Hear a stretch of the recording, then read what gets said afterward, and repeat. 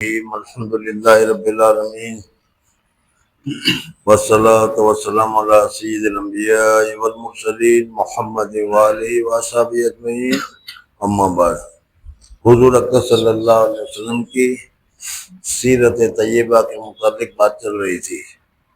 حضرت اقدس تھانوی رحمۃ اللہ تعالی علیہ نے ایک کتاب لکھی ہے، نشر الطیب فی ذکر نبی الحبیب، وہ اب حضرت کے سامنے پڑھی جا رہی ہے۔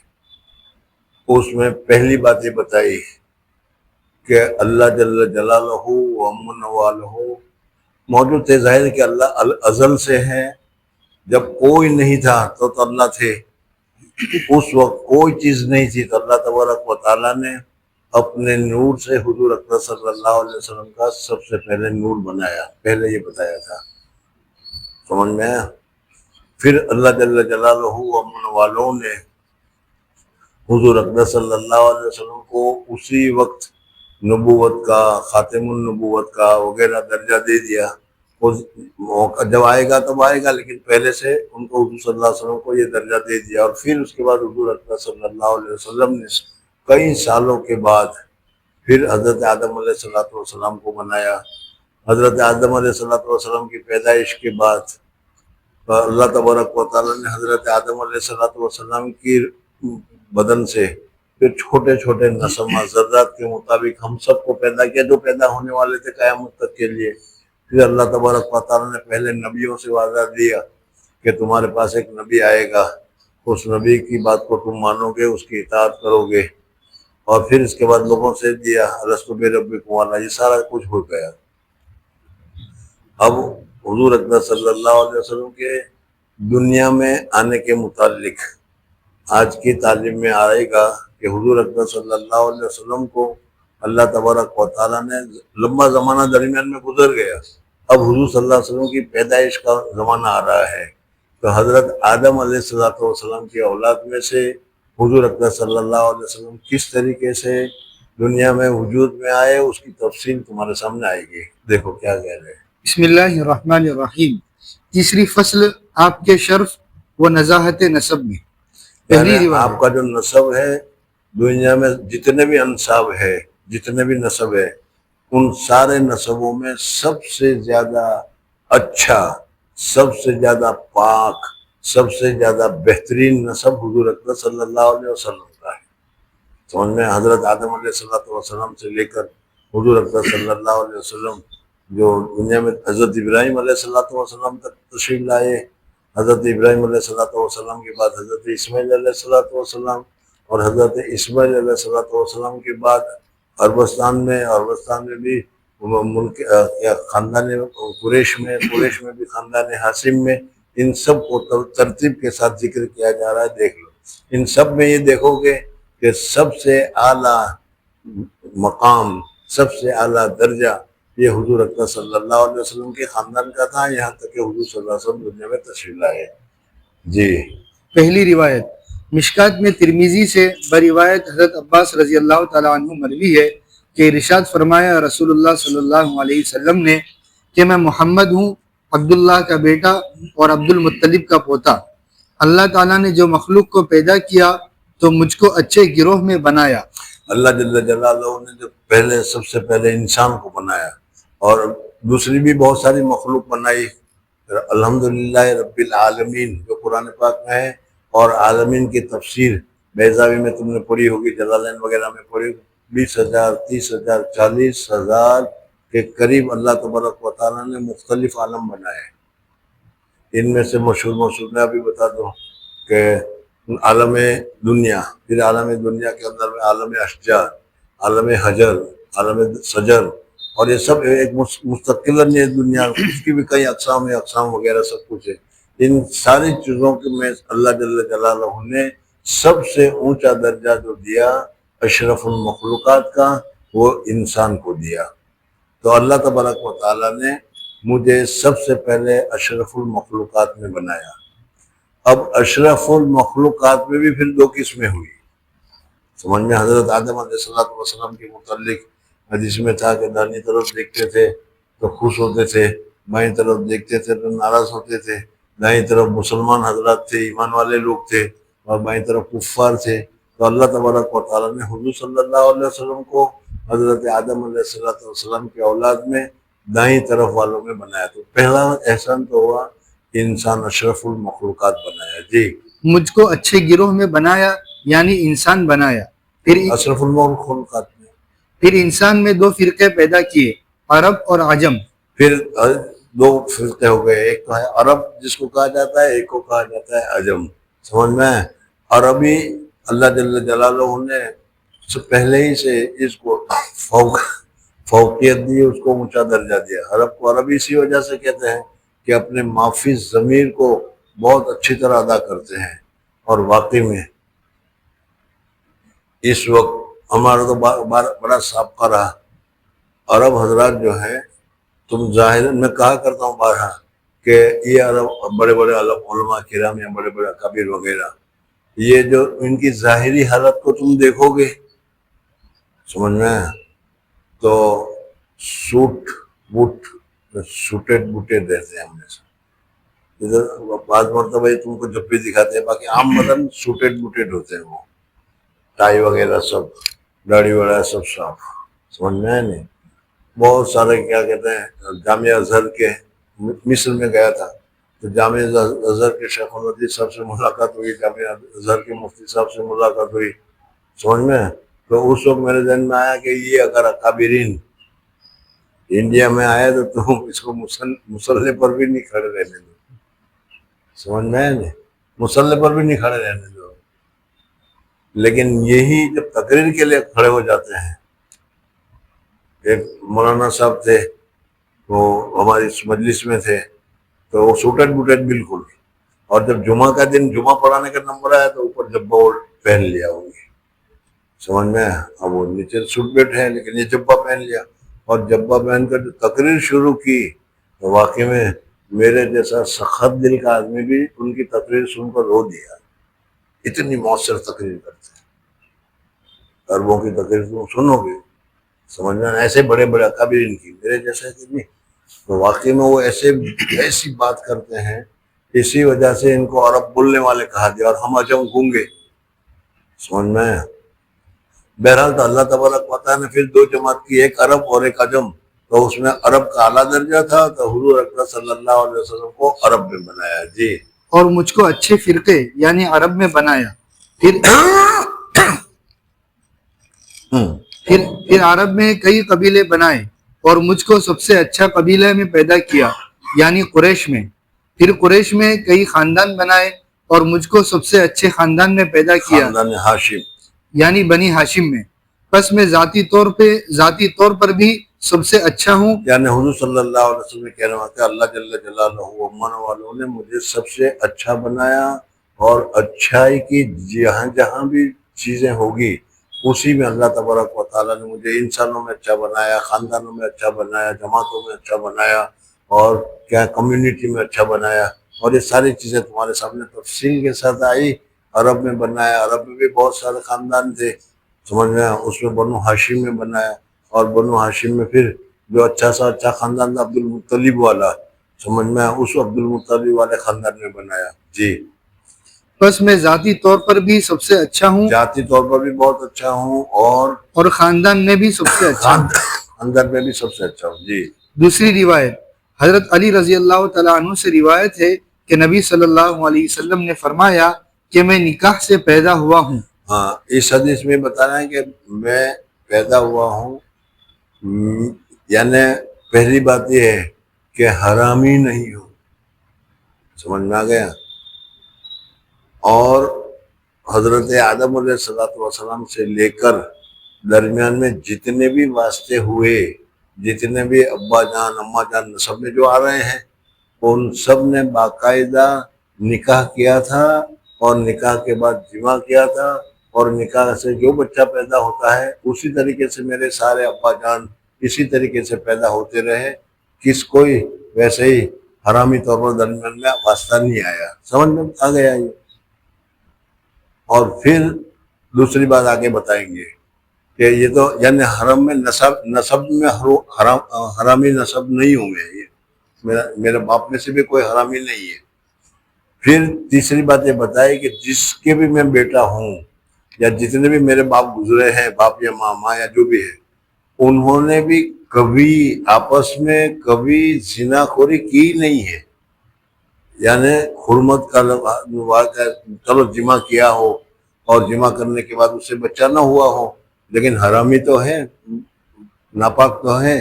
کہا کہ میرے سلسلے میری سند میں حضور صلی اللہ علیہ وسلم فرماتے ہیں کہ شروع سے اخیر تک جو میرے ماں باپ ہے وہ باقاعدہ نکاح سے ہیں، اور انہوں نے کبھی زنا نہیں کیا، کبھی آپس میں بھی زنا نہیں کیا، اور میں بھی زنا کی اولاد میں سے نہیں ہوں. حضور اقدس صلی اللہ علیہ وسلم کے واقعات میں قرآن پاک میں بھی تم نے پڑھا ہوگا کہ حضور صلی اللہ علیہ وسلم کی درود پڑھا جائے تو اللہ تبارک و تعالیٰ 10 نیکیاں عطا فرماتے ہیں، اور حضور صلی اللہ علیہ وسلم کی برائی کی جائے تو اللہ تبارک و تعالیٰ 10 قسم کی ذلتیں نصیب کرتا ہے. سمجھ میں آیا؟ تو اس میں حضور اقدس صلی اللہ علیہ وسلم کے دشمنوں میں سے ولید وغیرہ یا ان کے علاوہ دوسرے حضرات جو ہیں انہوں نے حضور صلی اللہ علیہ وسلم کی توہین کی، تو اللہ تبارک و تعالیٰ نے اُتُلِّم بعد ذالک زنیم کا لفظ کہا ہے. سمجھ میں آیا؟ یہ لڑکا سمجھے اپنی والدہ کے پاس گیا، کہا کہ میرا باپ کون ہے؟ تو کہا ولید بن مغیرہ. نہیں ہو سکتا. اگر نہیں، ماں نے بہت اصرار کیا تو بالکل ہے. اس نے کہا کہ نہیں، اللہ جل جلالہ نے حضور صلی اللہ علیہ وسلم نے وحی میں مجھے کہا ہے شیطان شرکس، ان ساری شرکسی اور شیطانی کے باوجود وہ زنا کی اور زنیم زنا کی اولاد ہے. تو معلوم ہوا کہ میں زنا کی اولاد ہوں، تو کتنا بھی کر. تب اس کے بعد اس کی ماں نے کہا کہ ہاں صحیح ہے، میں فلانے کے ساتھ سوئی تھی اور اس سے تو پیدا ہوا، اس لیے تیرے باپ کے نام کے ساتھ آ جائے گا، لیکن لائی سے کہیں دور سے. اور قرآن میں سنا ہوگا کہ نہیں تم نے. تو حضور اقدس صلی اللہ علیہ وسلم فرماتے ہیں کہ میرا نسب بالکل پاک اور صاف ہے، میں خود حرامی نہیں ہوں، حلالی ہوں.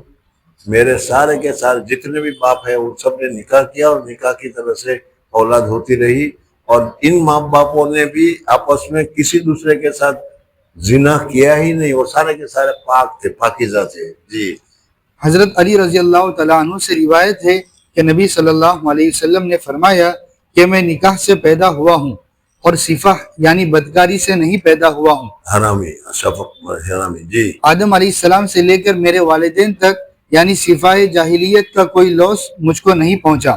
زمانہ جاہلیت میں جیسے ایک دوسرے کے ساتھ لوگ گڑبڑ کر لیا کرتے تھے اور رہ لیا کرتے تھے، اس قسم کی بھی کوئی چیز نہ حضور صلی اللہ علیہ وسلم کے آبا و اجداد میں، دادا پر دادا پر دادا پر دادا اکڑ سکڑ جتنے بھی گئے کسی میں ایسا نہیں، بلکہ سب نے کیا صحیح طریقے پر ہی پیدائش ہوئی ہے. جی. پاک ہے بالکل. یعنی زمانہ جاہلیت میں جو بے احتیاطی ہوا کرتی تھی، میرے آبا و امہات سب اس سے منزہ رہے، پس میرے نسب میں اس کا کوئی میل نہیں ہے. روایت کیا اس کو طبرانی نے اوسط میں اور ابو نعیم اور ابن عساکر نے کذا فی المواہی. تیسری روایت حضرت ابو نعیم نے حضرت عباس رضی اللہ تعالیٰ عنہ سے مرفوعاً یعنی خود حضور اقدس صلی اللہ علیہ وسلم نے فرمایا. مرفوع حدیث کو کہتے ہیں جس کو حضور اقدس صلی اللہ علیہ وسلم تک سند کے ذریعے سے پہنچائی جائے اور حضور اقدس صلی اللہ علیہ وسلم نے خود ارشاد فرمایا ہو. جی. میرے بزرگوں میں سے کبھی کوئی مرد و عورت بطور صفح کے نہیں ملے. یعنی میرے حضرت آدم علیہ السلام سے لے کر اخیر تک کتنے واسطے ہوں گے، سمجھ میں نہیں.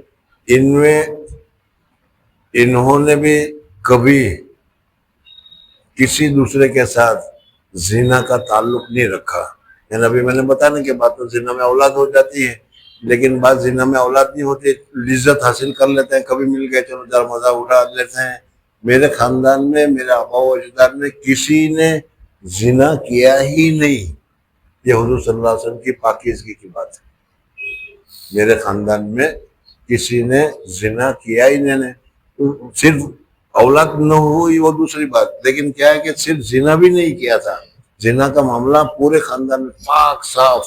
یہ کتنا پاک صاف وطن ہے یہ دیکھ لو. جی. کبھی کا مطلب یہ ہے کہ جس قربت کو میرے نسب میں بھی دخل نہ ہو، مثلا حمل ہی نہ ٹھہرا ہو، وہ بھی بلا نکاح نہیں ہوئی، یعنی آپ کے سب اصول ذکور و اناس ہمیشہ برے کام سے پاک رہے۔ یعنی حضور صلی اللہ علیہ وسلم کی برکت سے آپ کے اصول جتنے بھی ابا جان ہوئے، حضور اقدس صلی اللہ علیہ وسلم کے اصول میں جتنی بھی ماں یا نانیاں دادیاں جو کچھ بھی ہوتی رہی، ان میں سے کسی نے کسی وقت بھی، چاہے کون سا زمانہ ہو، کس کی امت میں ہو، کس حال میں بھی ہو، لیکن کسی نے زنا نہیں کیا۔ سمجھ میں کہ حضور صلی اللہ علیہ وسلم کا نسب کتنا طیب اور پاکیزہ ہے۔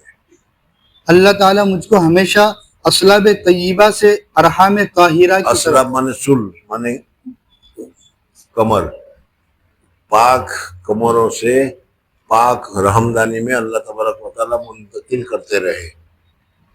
سمجھ میں آیا کہ نہیں؟ جی اللہ تعالیٰ مجھ کو ہمیشہ اصلاب طیبہ سے ارحام طاہرہ کی طرف مصفہ مہذب کر کے منتقل کرتا رہا۔ جب کبھی دو شعبے ہوئے، جیسے عرب و عجم، پھر قریش وغیرہ وغیرہ، میں بہترین شعبے میں رہا، کذا فی المواہب۔ چوتھی روایت دلائل ابو نعیم میں حضرت عائشہ رضی اللہ تعالیٰ عنہ سے مروی ہے، وہ حضور صلی اللہ علیہ وسلم سے نقل کرتی ہے اور آپ جبرائیل علیہ السلام سے حکایت فرماتے ہیں، وہ کہتے ہیں کہ میں تمام مشارق و مغارب میں پھرا۔ جو بارہا تقریروں میں بھی تم نے سننا ہوگا حضرت جبریل علیہ السلام کا کہ میں مشرق میں مغرب میں سب جگہ گھما ہوں، پھرا ہوں، بہت کچھ دیکھا ہے، بہت ساری امتوں کو دیکھا ہے، بہت سارے لوگوں کو دیکھا ہے، لیکن آپ کے جیسا مزفہ مصفہ پاکیزہ میں نے کسی کو نہیں دیکھا۔ حضرت جبریل فرما رہے ہیں کہ میں نے دنیا میں کونے میں ہر جگہ میں گھوما اور پھرا ہوں۔ نیچے شعر آئے گی فارسی پہ بتاؤں کبھی۔ جی میں نے کوئی شخص محمد صلی اللہ علیہ وسلم سے افضل نہیں دیکھا اور نہ کوئی خاندان بنی ہاشم سے افضل دیکھا۔ اور اسی طرح طبرانی نے اوسط میں بیان کیا ہے۔ شیخ الاسلام حافظ ابن حجر رحمۃ اللہ علیہ کہتے ہیں کہ آثار صحت کے اس متن یعنی حدیث کے صفحات اس پر حدیث میں یہ صحیح حدیث ہے، اس میں کوئی ویسے شک شبہ وغیرہ کی بات نہیں ہے۔ جی فائدہ حضرت جبرائیل علیہ السلام کے اس قول کا اس شعر میں گویا ترجمہ کیا گیا ہے۔ آفاقہا گردیدم، آفاق مانے سپیس، خلا، آفاقہا گردیدم تمام خلا میں گھما ہوں۔ آفاقہا گردیدم بسیار خوبا دیدم، بہت سارے اچھے بہت سارے اونچے خاندان، بہت سارے اونچے لوگ، بہت سارے اچھی چیزوں کو میں نے دیکھا ہے۔ آفاقہا گردیدم بسیار خوبا دیدم، لیکن تو چیزیں دیگری ہے۔ حضور صلی اللہ علیہ وسلم کہہ رہے ہیں کہ آپ کچھ دوسری چیز ہے، سب خیر سے، سب بھلائی سے، سب اچھائی سے آپ سب سے زیادہ اونچے ہیں۔ کتنی بڑی حضور صلی اللہ علیہ وسلم کی تعریف کی گئی۔ جی پانچویں روایت مشکات میں مسلم سے بروایت واصلہ بن اسقا مروی ہے کہ میں نے رسول اللہ صلی اللہ علیہ وسلم سے سنا ہے، فرماتے تھے کہ اللہ تعالیٰ نے اسماعیل علیہ السلام کی اولاد میں سے کنانہ کو منتخب کیا، اور اب حضرت ابراہیم علیہ السلام کی بدن میں، اس لیے کہ اب جو پیدا ہوتے رہیں گے تو ظاہر بات ہے کہ ہم ابا کے کیا ہے پشت میں ہم تھے، پھر ابا کی پشت سے اماں کی رحم میں ہم آئے، اور ہمارے اندر ہماری اولاد کی اصل میں ہے، اور ہماری اولاد کے پھر اس کی اولاد، اس طریقے سے یہ چلتا رہا ہے مسلسل۔ اسی وجہ سے حضرت تھانوی رحمۃ اللہ علیہ کہتے ہیں کہ جس کی اولاد نہ ہو، سمجھ میں، اللہ جل جلالہ و امن والوں نے اس کو بذات خود پیدا کیا ہے، یعنی ان کی پیدائش کے لیے سارے واسطے چلے، وہ سارے واسطے صرف اس کے لیے چلے کہ یہ اکیلا پیدا ہونے والا تھا۔ حضرت تھانوی رحمۃ اللہ علیہ کی اولاد نہیں تھی، حضرت تھانوی کی اولاد نہیں تھی، تو اس وجہ سے فرما رہے ہیں کہ ہم کو مستقلاً پیدا کیا، ہمارے لیے سارے ابا پیدا ہوئے، اور ہمارے تو پھر ابا اور اولاد اور اولاد کی اولاد وغیرہ، سمجھ میں آیا؟ تو اس طریقے سے فرما رہے ہیں کہ اللہ تعالیٰ نے اسماعیل علیہ السلام کی اولاد میں سے حضرت ابراہیم علیہ السلام کے پشت میں حضور اقدس صلی اللہ علیہ وسلم تشریف لائے۔ جب حضور اقدس صلی اللہ علیہ وسلم حضرت ابراہیم علیہ السلام کے پشت میں سے، تو اس کو بتایا تھا کہ حضرت ابراہیم علیہ السلام کو جب آگ میں ڈالا گیا تو آگ سے اللہ تبارک و تعالیٰ نے حفاظت فرمائی. پھر حضرت ابراہیم علیہ السلام نے حضرت حاجرہ علیہ السلام کے ساتھ نکاح کیا، جمع ہوا. جمع کے بعد حضرت اسماعیل علیہ السلام پیدا ہوئے.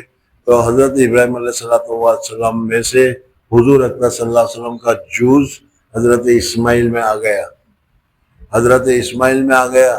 پھر حضرت ابراہیم علیہ السلام کو اللہ تعالیٰ نے آگ سے بچایا. سمجھ میں آیا نہیں؟ حضور صلی اللہ علیہ وسلم کی برکت سے. تو حضرت اسماعیل علیہ السلام کو ذبح میں وہ کیسے ہوتے؟ اس لیے کہ حضور صلی اللہ علیہ وسلم کا جوز ان میں موجود تھا. اس وجہ سے حضرت اسماعیل علیہ السلام کو ذبح کرنے کے بجائے دمبا بھیجا گیا. یہ سب جانتے ہو تم؟ جی. اللہ تعالیٰ نے اسماعیل علیہ السلام کی اولاد میں سے کنانہ کو منتخب کیا. کنانہ خاندان تھا یہ. حضرت اسماعیل علیہ السلام اور حضرت حجرہ علیہ السلام دونوں کو اللہ تبارک و تعالیٰ نے حضرت ابراہیم علیہ السلام کو حکم دیا. اس وقت جب حضرت حجرہ کو حضرت اسماعیل کی پیدائش ہوئی، حضرت سارہ اصل اور پہلی بیوی اور بڑی خوبصورت اور بڑی بادشاہ کی لڑکی، بڑی اونچی خاندان کی لڑکی حضرت سارہ علیہ السلام، سمجھے؟ ان کو کوئی اولاد نہیں ہوئی. وہ مصر میں جو گڑبڑ ہوئی تھی، اس وقت بادشاہ نے حضرت حاجرہ کو حضرت سارہ کی خدمت میں اپنی لڑکی دے دی کہ بھائی میری لڑکی تھی، ہماری خدمت کرے گی، لے جاؤ. غلام بن کے آ گئی. یہ غلام نہیں تھی، وہ خدمت کے لیے بھیج دی. یعنی وہ بھی بادشاہ کی لڑکی تھی، حضرت حاجرہ بھی. اب حضرت حاجرہ کا حضرت سارہ نے خود نکاح کرا دیا ابراہیم علیہ السلام کے ساتھ. جائز ہے، منع تو نہیں. اب نکاح کرنے کے بعد ہی تو آپ آج بھی تم دیکھتے ہو کہ جس کی عورت کو بچہ نہ ہوتا ہو، وہ عورت کسی دوسرے کو تیار کر دے کہ چلو میں تمہارا نکاح کرا دیتی ہوں. اور پھر جب اس کو بچہ پیدا ہو جائے تو وہ سمجھتے کہ اس کا درجہ اونچا ہو گیا، میرا درجہ نیچا ہو گیا. یہ تو شوکن کہتے ہیں اس کو، شوکنوں میں چلتا ہی ہے. حضرت سارہ نے کہا نکالو اس کو، مجھے چاہیے ہی نہیں. وہ اللہ کو کچھ کام لینا تھا، کیا کام لینا تھا وہ بعد میں پتہ چلے گا. لیکن یہ ہوتا یہی ہے کہ کچھ نہ کچھ سبب بن جاتا ہے. خود کو اللہ تبارک و تعالیٰ کو کام لینا تھا، اس وجہ سے کہا ابراہیم کو کہ اس کو چھوڑ کے آؤ. کہا مکہ مکرمہ، یعنی جنگل میں چھوڑ کے آؤ. وہ جنگل اس زمانے میں جنگل تھا، لیکن بے واد غیر ذی زرع. سمجھ میں قرآن کا یاد ہوگا تمہیں. حضرت ابراہیم علیہ السلام چھوڑ کے آئے، مگر بالکل بات چیت نہیں، بند.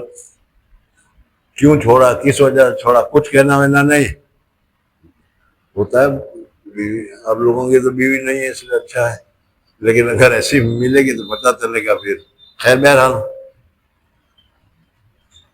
اب حضرت حاجرہ پوچھ رہی بھائی ہمیں کیوں چھوڑ جاؤ، یہاں کہاں چھوڑے جا رہے ہو؟ ایک عورت ابھی اس کا بچہ پیدا ہوا، وہ بچہ ابھی دودھ پی رہا ہے، 6 مہینے کا ہے، 1 سال کا ہے، ابھی 2 سال پورے نہیں ہوئے، اور اس وقت اس کی ماں اور بیٹے کو جنگل میں کسی جگہ بغیر کچھ کہے چھوڑ کے آ جاؤ، اور ایک تھوڑا سا کھجور اور پانی چھوڑ کے آ جاؤ.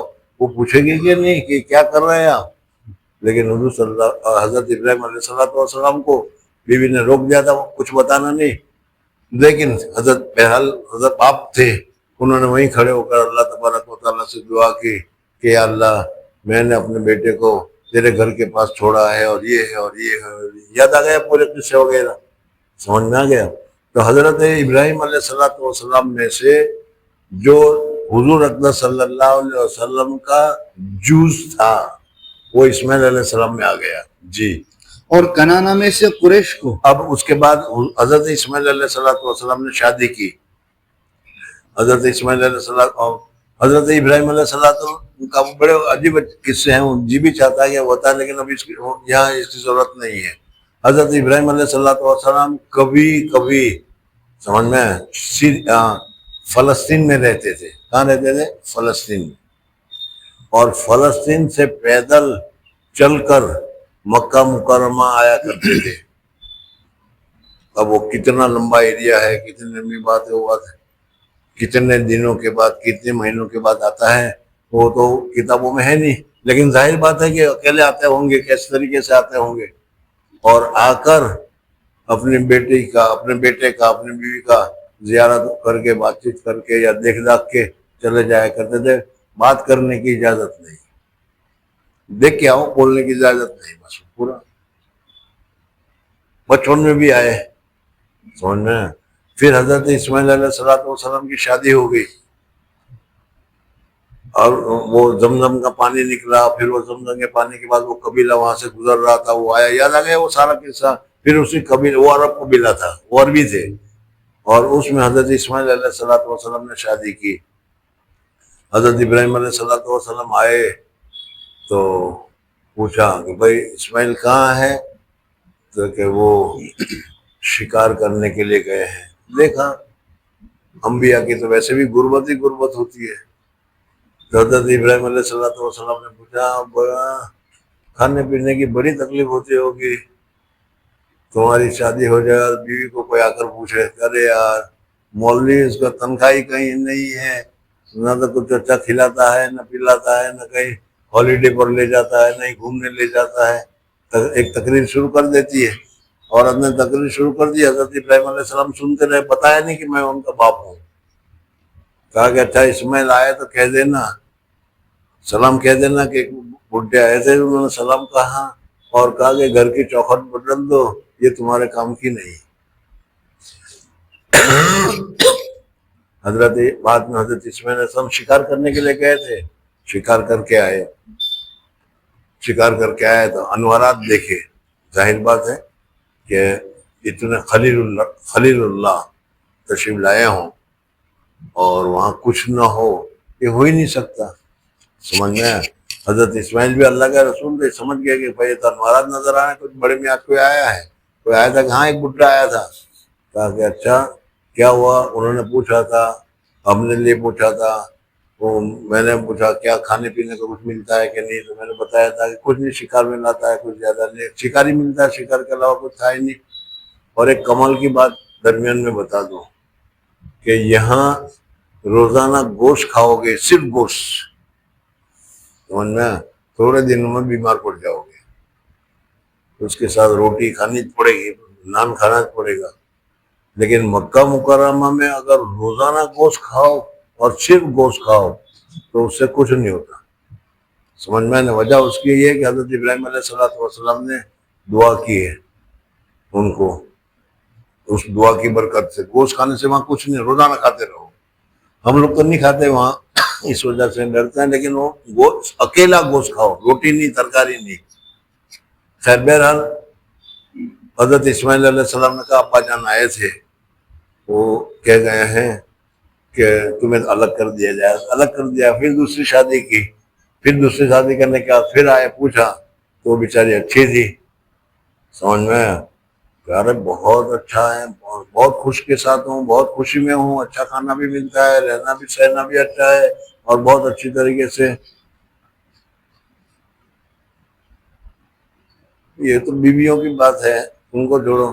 تمہارا بھی تو یہی حال ہے کہ صرف پہلی عورت کے ساتھ شادی کرو گے، اس کو وہ اچھی نہیں ہے اور وہ گندی ہے، وہ پھوڑ ہے، وہ ایسی اور ایسی ہے، اور دوسری اچھی مل جائے. ارے واہ بہت ہی رات ہے، بڑی اچھی گزرتی. تم بھی ایسا ہی کرتے ہو یا نہیں؟ تو عورت نہیں کرے گی. بہرحال حضرت ابراہیم علیہ السلام نے جب کہا تو ان کو بھی نہیں بتایا کہ میں ابراہیم ہوں یا باپ ہوں، خبر لینے کے لیے آیا ہوں. کہا کہ اسماعیل آیا تو سلام کہہ دینا اور کہہ دینا کہ یہ باپ کی چوکھٹ اچھی، مناسب، اس کو رکھو. تو معلوم ہوا کہ عورت کا انتخاب کرنے کے لیے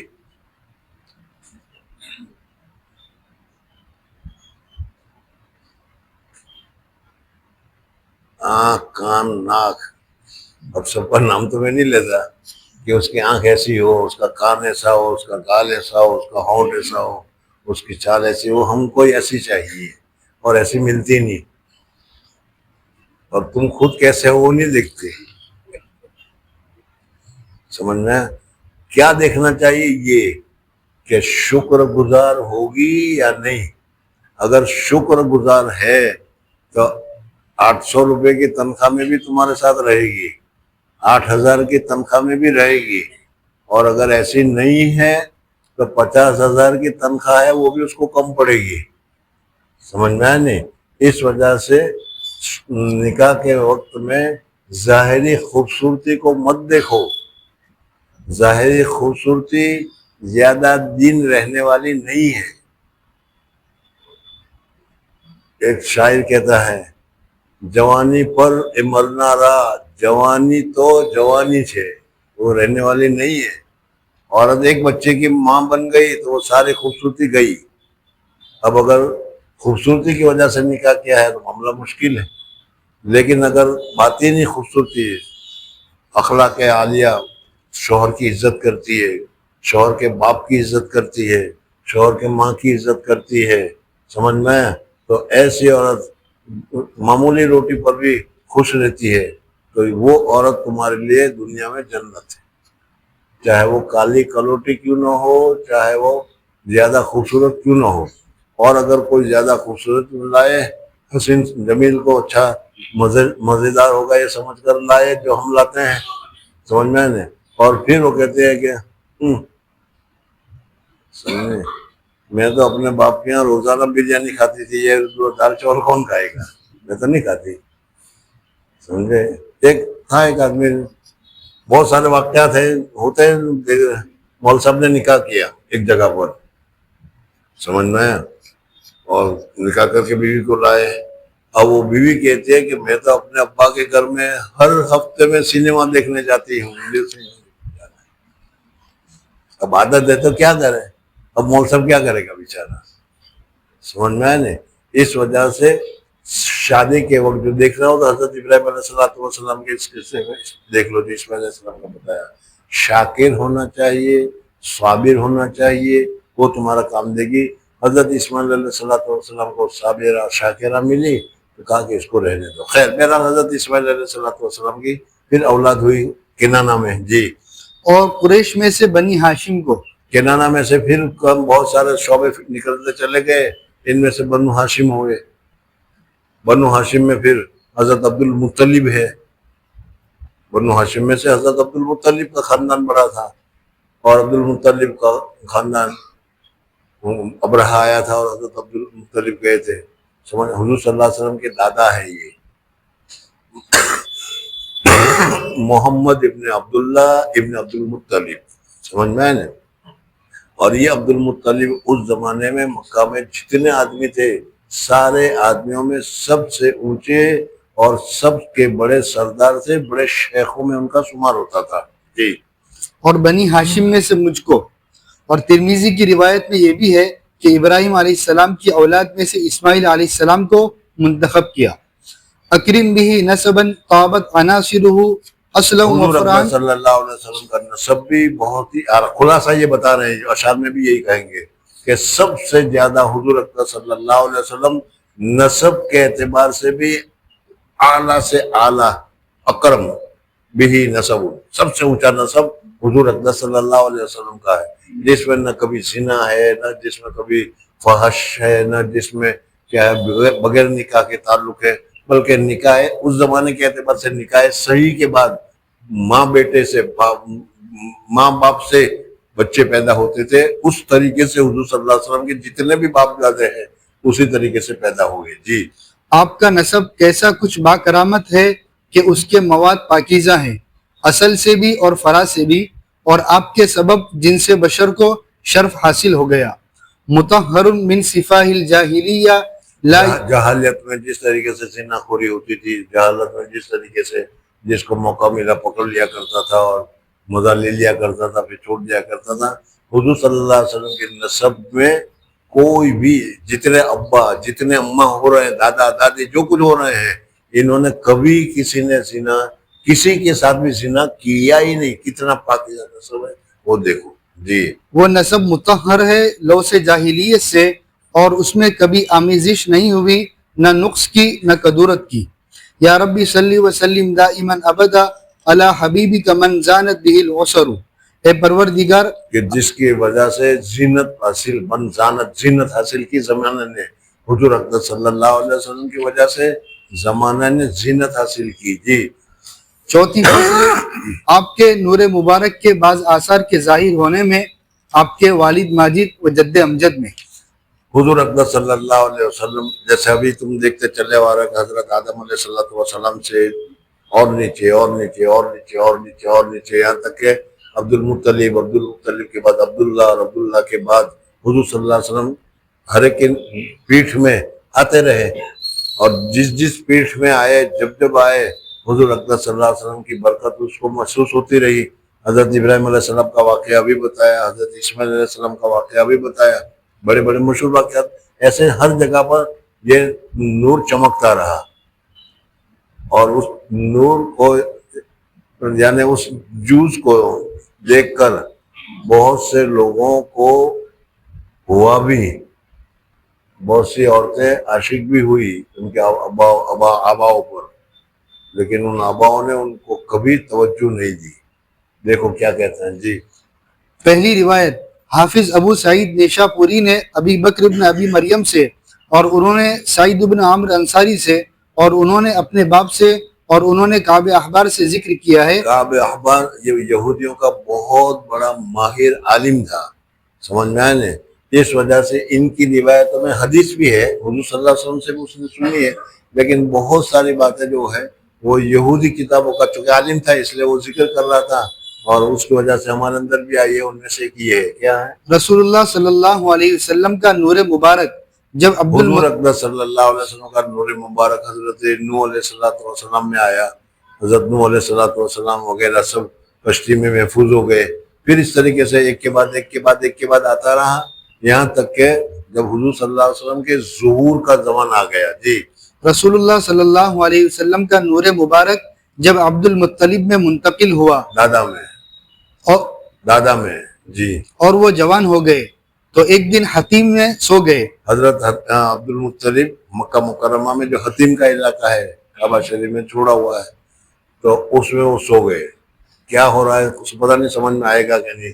دیکھو جی، جب آنکھ کھلی تو دیکھا، جب آنکھ کھلی تو حضرت عبد المطلب کو دلہا بنایا گیا تھا، آنکھوں میں سرما لگایا گیا ہے، اچھے طریقے سے بدن کو تیار کیا گیا ہے، اور سونے کی حالت میں اللہ تبارک و تعالیٰ کی طرف سے کیا گیا ہوگا، بالکل ان کو بہت زیادہ سنوارا گیا، سو گئے تھے لیکن ان کو کچھ معلوم نہیں، جب بیدار ہوئے تو کیا تھا؟ جب آنکھ کھلی تو دیکھا کہ آنکھ میں سرما لگا ہوا ہے، سر میں تیل پڑا ہوا ہے، اور حسن و جمال کا لباس زیب تن ہے۔ حسن و جمال کا لباس زیب تن، دلہا میاں آپ لوگ دلہا بننے ہیں کہ یہی ہوگا کہ نہیں، یا اس سے بھی کچھ زیادہ ہوگا پتہ نہیں جی۔ ان کو سخت حیرت ہوئی، ان کو سخت ہے کہ یہ کیا ہوا، میں تو ایسے ہی آیا تھا، یہ کیا ہو گیا؟ تو اب وہ اپنے ابا کے ساتھ گئے جی۔ کچھ معلوم نہیں یہ کس نے کیا ہے۔ ان کے والد ان کا ہاتھ پکڑ کر کاہنان قریش کے پاس لے گئے۔ اس وجہ سے کیسے وقت میں چلو بھائی مول صاحب کو پوچھتے ہیں، تعویذ کا وہ پھونک مارنے چلتے ہیں، چلتا ہے کہ نہیں؟ وہاں بھی ایسا ہی چلتا تھا، تو اس وقت کاہنوں کے پاس جاتے تھے، تو کاہنوں کے پاس لے گئے اور کہا کہ بھائی یہ آدمی، یہ ہمارا بیٹا ہے، اچھا تھا، اچھا سا تھا اور اچھی طریقے سے رہتا تھا، حتیم میں جا کر سویا تو حتیم میں ایسی ایک دم اس کی حالت، کون کر گیا کچھ پتہ نہیں، جنت آئے، بھوت آئے، کیا آئے کچھ پتہ نہیں جی، اور سارا واقعہ بیان کیا۔ انہوں نے جواب دیا، اور اس کاہنی نے جواب دیا کہ معلوم ہوتا ہے کہ اللہ تبارک و تعالیٰ کی طرف سے اشارہ کیا جا رہا ہے کہ حضرت کو شادی جلدی سے جلد کراؤ، اس لیے دلہا کیا سارا لباس پہنایا گیا ہے اور دلہے کی طرح اس کو تیار کیا گیا ہے، اس لیے عبد المطلب کو شادی کراؤ جی۔ معلوم کر لو کہ رب السماوات نے اس نوجوان کو نکاح کا حکم فرمایا ہے۔ چنانچہ انہوں نے اول قیلہ سے نکاح کیا، اور ان کی حضرت عبد المطلب کا پہلی بیوی کے ساتھ نکاح ہوا، ان کے ساتھ نبھانے چل گئی، دوسرے کے ساتھ کیا پھر جی، اور ان کی وفات کے بعد فاطمہ سے نکاح کیا، حضرت فاطمہ رضی اللہ تعالیٰ عنہ سے نکاح کیا جی، اور وہ عبداللہ آپ کے والد ماجد کے ساتھ حاملہ ہو گئی۔ اور فاطمہ کا نکاح پھر حضرت عبداللہ کے ساتھ ہوا۔ حضور صلی اللہ علیہ وسلم کی والدہ کا نام کیا ہے؟ آمینہ ہے، سمجھ میں ہے نہیں؟ یہ فاطمہ تو ابھی وہ نانی والی بات ہے، اوپر کی بات ہے جی۔ اور عبد المطلب کے بدن سے مشک کی خوشبو آتی تھی، اور رسول اللہ صلی اللہ علیہ وسلم کا نور ان کی پیشانی میں چمکتا تھا، یعنی پیشانی میں چمک رہی ہوگی، جیسے پیشانی میں چمک پیدا ہو جاتی ہے، اس طریقے سے حضور صلی اللہ علیہ وسلم کی اجزاء حضرت عبد المطلب میں ابھی ہے، اس وجہ سے وہ پیشانی میں حضور صلی اللہ علیہ وسلم کی پیشانی چمک، حضرت عبد المطلب کی پیشانی حضور صلی اللہ علیہ وسلم کی وجہ سے چمک رہی تھی جی۔ اور جب قریش میں قحط ہوتا تھا اور جب قریش میں قحط ہوتا تھا تو حضرت عبد المطلب کو لے جاتے تھے اس کیا ہے چمک کی وجہ سے، اور اللہ تبارک و تعالیٰ سے دعا کرتے تھے کہ یا اللہ بارش نازل کر، اللہ بارش نازل کر دیتا تھا۔ یعنی ان کو یہ نہیں معلوم کہ حضور صلی اللہ علیہ وسلم کی چمک ہے، لیکن ہوتا ہے نا کہ کسی کی پیشانی بڑی عمدہ بڑی شاندار ہو تو ذرا اچھا سا محسوس ہوتا ہے کہ یہ کوئی کیا بڑا ولی اللہ معلوم ہوتا ہے، تو اس طریقے سے حضرت عبد المطلب کو لوگ لے جاتے تھے جی۔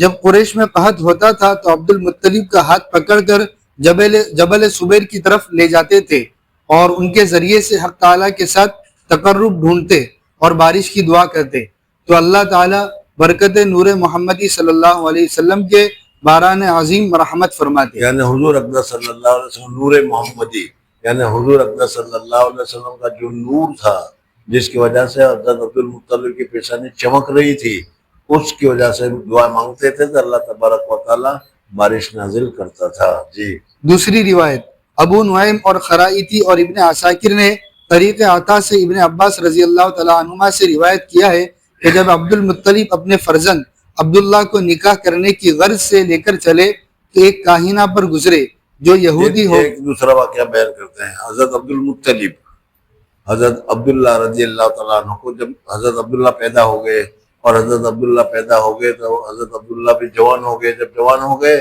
تو ظاہر بات ہے کہ ہر باپ کو فکر ہوا ہی کرتے کہ اپنے بیٹے کو شادی کرانے کی، تو حضرت عبد المطلب کو فکر ہوئی کہ عبداللہ کے نکاح کرانا چاہیے، تو نکاح کرانے کے لیے لے گئے تو ایک کاہنہ راستے میں مل گئی اور وہ کاہنہ نے بھانپ لیا، وہ یہودی تھی، کہ اس کے پیشانی میں جو نور چمک رہا ہے، سمجھ میں نے یہودیوں کے حضور صلی اللہ علیہ وسلم کی تشریف آوری کا زمانہ یہ سب کچھ معلوم تھا، تو معلوم ہوتا ہے کہ یہ حضور صلی اللہ علیہ وسلم کا نور ہے، اگر اس کے ساتھ گڑبڑ شڑبڑ ہو جائے تو مجھ میں حمل ٹھہر جائے گا، حمل ٹھہر جائے گا تو میرا بیٹا رسول بن جائے گا، سمجھ میں۔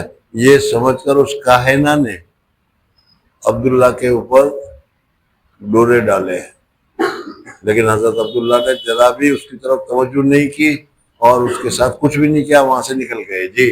تو ایک کاہنہ پر گزرے جو یہودی ہو گئی تھی اور کتب سابقہ پڑھی ہوئی تھی، اس کو فاطمہ خثعمیہ کہتے تھے۔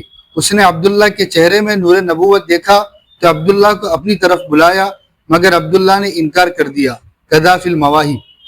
تیسری روایت جب ابرہہ بادشاہ اصحاب فیل خانے یہ بھی یاد رکھو کہ حضور اقدس صلی اللہ علیہ وسلم کی پیدائش عام الفیل میں ہوئی ہے، یعنی ابرہہ جب مکہ مکرمہ کو کعبہ شریف کو ڈھانے کے لیے آیا تھا اس وقت حضور اقدس صلی اللہ علیہ وسلم کی پیدائش ہوئی تھی، یعنی وہی سال ہے حضرت حضور صلی اللہ علیہ وسلم کی پیدائش کا، سمجھے۔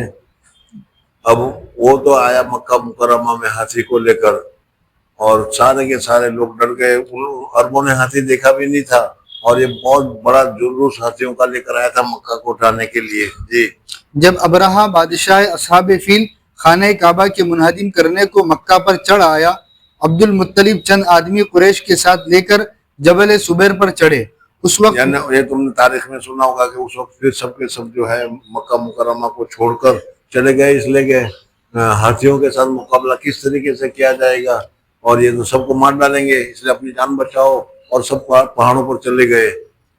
اس وقت نور مبارک عبد المطلب کی پیشانی میں گول بطور ہلال کے نمودار ہو کر خود درخشاں ہوا۔ عبد المطلب کے پیشانی میں وہ نور تھا جی، یہاں تک کہ اس کی شعاع خانہ کعبہ پر پڑی۔ عبد المطلب نے یہ بات دیکھ کر قریش سے کہا، پھر چلو یہ نور اس طرح میری پیشانی میں جو چمکا، یہ اس دلیل طریقے سے میری پیشانی میں یہ نور چمکا۔ ان کو نہیں معلوم تھا کہ محمد کیا ہے، انہوں نے اپنے طور پر کہا کہ میری پیشانی سے یہ نور چمکا اور کعبہ شریف پر روشنی پڑی ہے، تو معلوم ہوتا ہے کہ فتح ہماری ہے، جیت ہماری ہوگی، اللہ تعالیٰ ہمارا ساتھ دیں گے، اللہ تعالیٰ ہماری مدد کریں گے، یہ انہوں نے کہا جی۔ یہ دلیل ہے اس بات کی کہ ہم لوگ غالب رہیں گے۔ اور عبد المطلب کے اونٹ ابرہہ کے لشکر کے لوگ پکڑ لے گئے حضرت عبد المطلب کے اونٹ ابرہہ پکڑ لے گیا تھا. اب ابرہہ کو اطلاع کی گئی کہ یہاں کا بڑا جو کیا ہے چودھری ہے, بڑا پٹیل ہے حضرت عبد المطلب, وہ آپ سے ملنا چاہتا ہے. ابرہہ یہ سمجھا کہ بھائی وہ مل کر سمجھائے گا کہ کیوں کعبہ شریف پر تم حملہ کر رہے ہو, کیوں کعبہ شریف کو اٹھانے کی فکر کر رہے ہو, تم واپس چلے جاؤ, ہم کو چھوڑ دو. اس قسم کی وہ یوں سمجھا تھا کہ اس قسم کی بات کرنا چاہ رہا ہے, تو اس وجہ سے کہا ٹھیک ہے آنے دو ان کو. جب عبد المطلب گئے اس کے بعد بات کرنے کے لیے, تو پہلے ہی جب کوئی بڑا آدمی ہوتا ہے, سمجھ میں آئے نہیں, تم لوگوں کا بھی تجربہ ہوگا, جانتے نہیں پہچانتے نہیں کچھ نہیں ہو, لیکن اس کے چہرے سے, اس کے چہرے کی نورانیت سے, اس کے حالت سے تمہیں کچھ ہوتا ہے کہ کوئی ہے, خامخواہ تم اس کی عزت اور احترام کرنے پر مجبور ہو جاتے ہو. یہاں تو حضرت عبد المطلب اللہ کے کعبہ شریف کے متولی اور پھر بھی حضور صلی اللہ علیہ وسلم کے دادا, اس وجہ سے کیا ہے, اور وہ جو ہے اس نے جو دیکھا تو گھبرا گیا, اور گھبرا کر عبد المطلب کے اعزاز میں وہ کھڑا ہو گیا, آئیے بیٹھیے کیا. باقی جو دشمن آدمی ہو وہ تھوڑا اپنے دشمن کے ساتھ اعزاز کرتا ہے. جی. اور عبد المطلب ان کو چھڑانے کو ابرہہ کے پاس گئے. ان کی صورت دیکھتے ہی اس نے بئی جہت کے عظمت اور محبت نور شریف کی. حضور اکرم صلی اللہ علیہ وسلم کا نور تھا, حضور صلی اللہ علیہ وسلم کے نور کی وجہ سے عبد المطلب کا ڈر, عبد المطلب کی ہیبت, عبد المطلب کا اثر اس ابرہہ پر اتنا پڑا. پھر بڑے الفاظ میں پڑے تو عبد المطلب ان کو چھڑانے کو ابرہہ کے پاس گئے. ان کی صورت دیکھتے ہی, ان کی صورت دیکھتے ہی, یعنی حضرت عبد المطلب کی صورت دیکھتے ہی اس نے بئی جہت جب دیکھا حضرت عبد المطلب کو کہ ان کے چہرے میں سے کوئی ایسی حس پیدا ہو رہی ہے کہ بھائی یہ کوئی بہت بڑا آدمی معلوم ہوتا ہے, بہت اچھا آدمی معلوم ہوتا ہے, بہت اونچا آدمی معلوم ہوتا ہے, محسوس ہوتا ہے ایسا. جی. کہ عظمت اور محبت نور شریف کی, حضور اکرم صلی اللہ علیہ وسلم کے نور کی عظمت, حضور صلی اللہ علیہ وسلم کے نور کی ہیبت وہ اس کے اوپر ظاہر ہو گئی, اور اس کی وجہ سے وہ حضرت عبد المطلب کے لیے وہ کھڑا ہو گیا. جی. ان کے چہرے سے نمایاں تھی, ان کی نہایت تعظیم کی, اور تخت سے اتر بیٹھا. تخت سے اتر گیا وہ, یعنی عبد المطلب کی وجہ سے وہ تخت بھی اس نے چھوڑ دیا. جی. اور ان کو اپنی برابر بٹھلا لیا. اور اپنی برابر بٹھلایا, اور بٹھلا کر پوچھا حضرت فرمایا یہ کیسے آنا ہوا. وہ سمجھ رہا تھا کہ وہ بھی کہے گا کہ بھائی چلے جاؤ اور یہ کرو, تو یہ تو کہا کہ میں تو آیا ہوں, میرے اونٹنی آپ کی قوم, آپ کی سرکار, آپ کے پولیس والے, آپ کے فوج والے میری اونٹنیاں لے گئے ہیں, مجھے میری اونٹنیاں واپس کر دو. اس سے بڑا تعجب ہوا, یار میں تو کیا سمجھا تھا اور یہ کیا مانگ رہا ہے. سمجھ میں تو سمجھا تھا کہ یہ کہے گا کہ دیکھو مکہ ہمارا ہے, کعبہ ہمارا ہے, اور اس کے اوپر حملہ مت کرو, اور یہ کرو اور وہ کرو. وہ تو اس کی جگہ پر صرف اپنا اونٹ مانگ رہا ہے. تو اس کو ایسا اونچا آدمی, ایسا بڑا آدمی, تو اس کے دل میں یہ ہوا کہ یہ اتنا بڑا آدمی میں نے سمجھا تھا یہ کیا کر رہا ہے وہ. جی. بالجملہ ایسی عظمت نور مبارک کی تھی کہ بسبب اس کے بادشاہ ہیبت میں آ جاتے, اور تعظیم یعنی حضور صلی اللہ علیہ وسلم کی نسبت جیسے جیسے بدلتی رہی, اس نسبت کی وجہ سے جو بھی جس کو دیکھتا وہ آدمی سامنے والے کو عظمت اور احترام والا سمجھتا رہا. جی. ما فیہ الا ہمام قد سمع عظما او سید نحو فعل الخیر مقتدر. آپ کے سلسلے نسب میں سب بڑے ہی بڑے ہیں جو عظمت میں شان عالی کہتی ہے, یا ایسے سردار ہیں کہ محل یعنی آپ کے باپ دادا پردادا سب کے سب اونچے کے اونچے ہی خاندان میں حضور صلی اللہ علیہ وسلم تشریف لاتے رہے, یہاں تک کہ عبداللہ کے پیشانی میں آ گئے. جی. یا ایسے سردار ہیں کہ محل خیر کی طرف سبقت کرنے والے ہیں. حتی بدا مشرقا من والدیہ وقد تجملت بخلاہ الشمس والقمر. یہاں تک کہ آپ منور ہو کر اپنے والدین سے ظاہر ہوئے, اور حالت یہ تھی کہ آپ کے انوار سے شمس و قمر بھی صاحب جمال ہو گئے تھے. پانچویں فصل. سب پانچویں فصل کو چھوڑ دو. بہرحال تمہارے سامنے ابھی تک جو بات آئی اس کا خلاصہ یہ ہے کہ اللہ جل جلالہ و من والو نے سب سے پہلے حضور اکرم صلی اللہ علیہ وسلم کے نور کو پیدا کیا، اور اس وقت نور کے جس وقت پیدا کیا ہے اس وقت حضور صلی اللہ علیہ وسلم کے نور کے علاوہ نہ عرش تھا، نہ کرسی تھی، نہ جبریل تھے، نہ کوئی فرشتہ تھا، نہ کچھ، کوئی کچھ نہیں تھا، صرف اللہ تھا۔ اور اللہ تعالیٰ نے سب سے پہلے حضور اکرم صلی اللہ علیہ وسلم کے نور کو پیدا کیا۔ دوسری بات یہ بتائی کہ حضور اکرم صلی اللہ علیہ وسلم کے نور کو ہی اسی وقت، ابھی تو دنیا بھی نہیں بنی، ابھی آدم علیہ السلام کو بھی نہیں بنایا، لیکن حضور صلی اللہ علیہ وسلم کا جو عہدہ، جو مقام تھا، اللہ تبارک و تعالیٰ نے حضور صلی اللہ علیہ وسلم کو وہ مقام دے دیا، خاتم النبیین بنا دیا، اپنا رسول بنا دیا، اپنا محبوب بنا دیا۔ یہ سارا تمہارے سامنے گزرا۔ پھر تیسرے نمبر پر اللہ جل جلالہ نے سارے انبیاء سے وعدہ دیا کہ دیکھو میرا رسول آئے گا، تمہارے موجودگی میں اگر آئے تو تمہیں تو میرے رسول کی بات ماننی ہوگی، تمہاری بات منوانی نہیں ہے، سمجھ میں آیا نہیں؟ اور پھر اس کے بعد ساری مخلوق حضرت آدم علیہ السلام سے لے کر آخر تک ہم سب اس میں ہوں گے۔ اللہ تعالیٰ نے تجلی ڈالی، تجلی ڈال کر اللہ تعالیٰ نے اپنا تعارف کروایا کہ میں خدا ہوں، الست بربکم، تو اس وقت سب سے پہلے حضور اکرم صلی اللہ علیہ وسلم نے فرمایا بلا، سمجھ میں آیا نہیں؟ اور اس طریقے سے پھر اللہ تبارک و تعالیٰ نے حضرت آدم علیہ السلام کو پیدا کیا، حضرت آدم کے پیدائشی بھی حضرت حوا کے ساتھ، اور پھر کل کا تذکرہ آیا تھا۔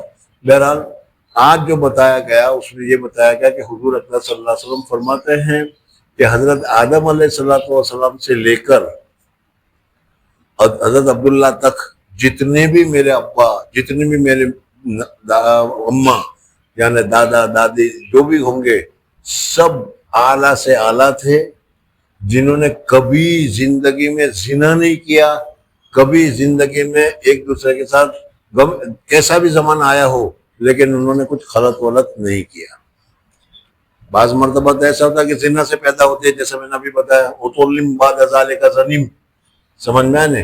کچھ ایسا نہیں تھا، بلکہ حضور صلی اللہ علیہ وسلم کا نسب حضرت آدم علیہ السلام سے لے کر اخیر تک سارا کا سارا بالکل پاک اور صاف تھا۔ بہرحال اللہ جل جلالہ و من والوں نے ہمیں ایسا رسول دیا ہے، یہ اللہ تبارک و تعالیٰ کا بہت بڑا کرم ہے۔ اللہ تعالیٰ نے بہت محض اپنے فضل و کرم سے ہمارے مانگے بغیر ایسا رسول دیا ہے۔ اب ہمیں اس رسول کی احترام کرنے کی، عزت کرنے کی، اعزاز کرنے کی، ان کی اتباع کرنے کی، ان کی سنتوں کے مطابق کرنے کی کیا ہے ہماری ضرورت ہے۔ آج ہم نہیں کر رہے ہیں، اس وجہ سے دھوکہ کھا رہے ہیں۔ اللہ تعالیٰ مجھے بھی اور آپ حضرات کو بھی سعادت اور توفیق نصیب فرمائے۔ سبحان اللہ و بحمدہ، سبحانک اللہم و بحمدک، نشہد ان لا الہ الا انت، نستغفرک و نتوب الیک۔